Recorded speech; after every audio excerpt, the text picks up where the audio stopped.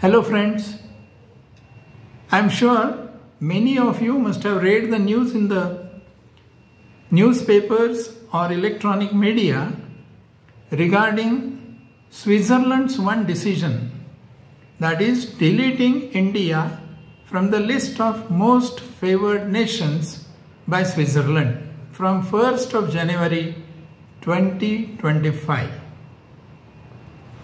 Once this news was spread, people started thinking about this most favored nation status of India, and they started wondering what will be its impact on India's international trade.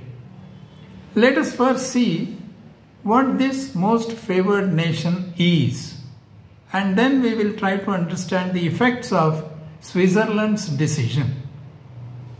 Well friends, countries deal with each other, they trade with each other, they invest in other countries. This is international trade and investments, and that is a very common practice nowadays.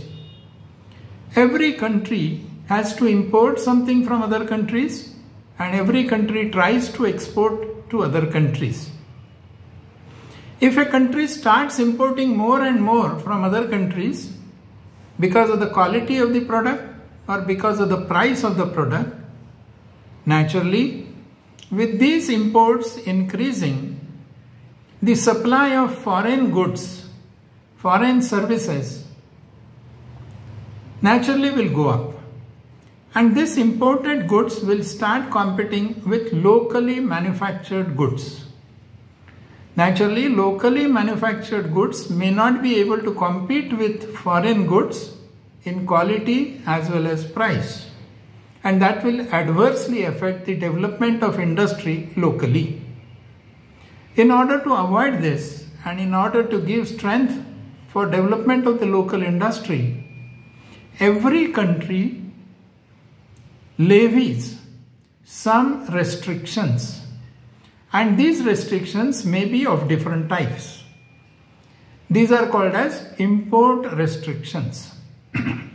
That may be in the form of custom duty charging, that may be in the form of quota levying, maybe licenses to be issued for imports, maybe permits, maybe different lists for imports, some are prohibited, some are banned. All these restrictions will definitely result into reduction of imports. This type of restrictions will lead to discrimination, and hence that is called as trade with discrimination. So a country makes discrimination while dealing with other countries in the world. For international trade, this is not a free trade. This trade is with discrimination, with restrictions.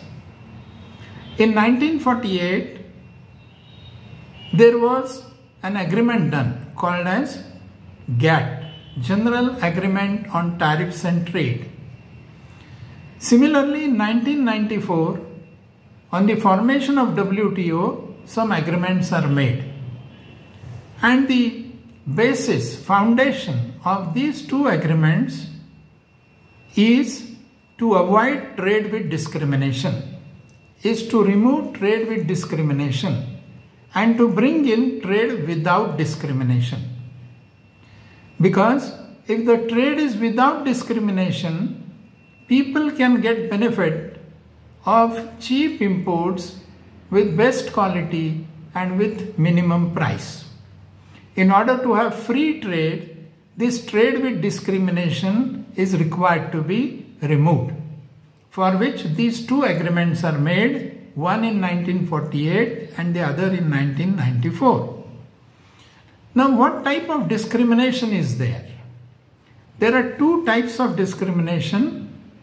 One is called as the discrimination between the local and the foreign goods, services, as well as the suppliers, traders or manufacturers. So you may have some local goods, some local services, or some local industrialists or traders. You discriminate them with the foreign goods, foreign services, or foreign industrialists. This discrimination of local goods and foreign goods, local services and foreign services, local industrialists and foreign industrialists.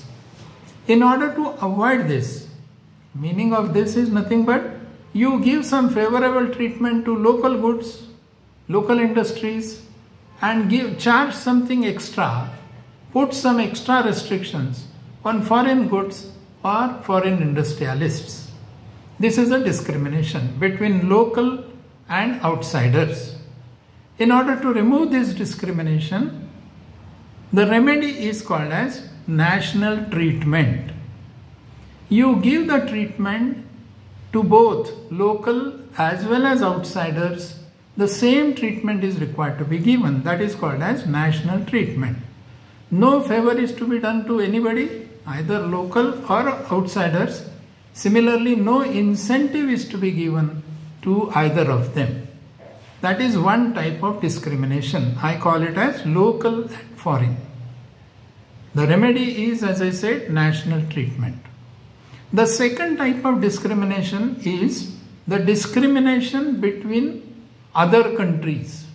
So you treat one country in one way and the other country in some different way. You don't treat both the countries in the same way. So both are foreign nations, but the treatment given to them is different. So this is discrimination between countries. The first one is discrimination between local and foreign, and the second one is discrimination between foreign countries or discrimination for foreign countries. Now, in order to avoid this discrimination, the remedy is most favored nation. If you read this concept, most favored nation, one may interpret this as a nation which is favored mostly by a country, or a nation which gets most favorable treatment from the other country. But friends, it is not the meaning of it. Most favored nation is giving same treatment to all the countries with which you trade. So all countries stand on the same platform, they receive the same treatment, they get the same tariffs, they get the same incentives, and one country is not preferred as compared to another country. No favorable treatment is given to any country. That is called as most favored nation. So national treatment and most favored nation treatment are the two, I may say, remedies which are accepted by both these agreements for avoiding the trade with discrimination. And the trade can be without discrimination if all the nations give national treatment and most favored nation treatment. How much importance is given to this? We can see in WTO, the agreements were made in 1994. One of the agreements is GATT, that is General Agreement on Tariffs and Trade. The very first clause of this agreement is regarding most favored nation. There is another agreement which is called as Trade in Services, General Agreement on Trade in Services. This agreement is regarding services, whereas GATT was regarding goods. Now this General Agreement on Trade in Services has second clause regarding most favored nation. The third agreement of WTO is regarding TRIPS, Trade Related Intellectual Property Rights. This may be regarding copyrights, patents, industrial designs, trade secrets and whatnot. So for this also, clause 4 is regarding most favored nation. My point to emphasize here is most favored nation treatment is at the forefront of WTO agreements. What is the effect of this most favored nation treatment? It is very apparent that if this clause is included in the agreement, it means a country is treating all its trading partners in the same way without giving any special or favorable treatment to any of the trading partners. Hence, all nations are treated equally, and hence every nation is free to import or export from any other nation. That is first benefit, and hence one can get imports of good quality at a lower price from that country, which can offer that to the importing country. Similarly, you can sell it to any country, export it to any country where you can fetch better price and better terms. This is first major benefit. The second major benefit of most favored nation country treatment is that even the small countries who do not have negotiating powers, as compared to the big countries, politically strong and economically very big countries, these small countries can also take the benefit of import and export from such big countries, because the negotiations are on the basis of rules and not on the basis of economic or political power. Hence, all the countries get the benefit with this most favored nation treatment. Now, what has happened with Switzerland? After understanding this concept of most favored nation, let us come to the case of Switzerland. In India, Nestle is a company from Switzerland, and we, as a part of WTO, have signed an agreement in 1994 with OECD countries. OECD means Organization for Economic Cooperation and Development. So some countries are members of this OECD countries. India is a member, Switzerland is also a member. And we entered into an agreement with OECD countries in 1994 with a clause of most favored nation.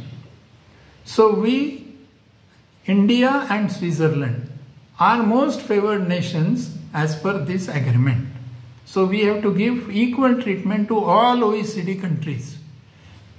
And the agreement says that the tax rate will be 10% in these two countries. These two groups of countries, I may say, OECD countries and India. So Nestle was charging at 10%. India was also charging at 10%.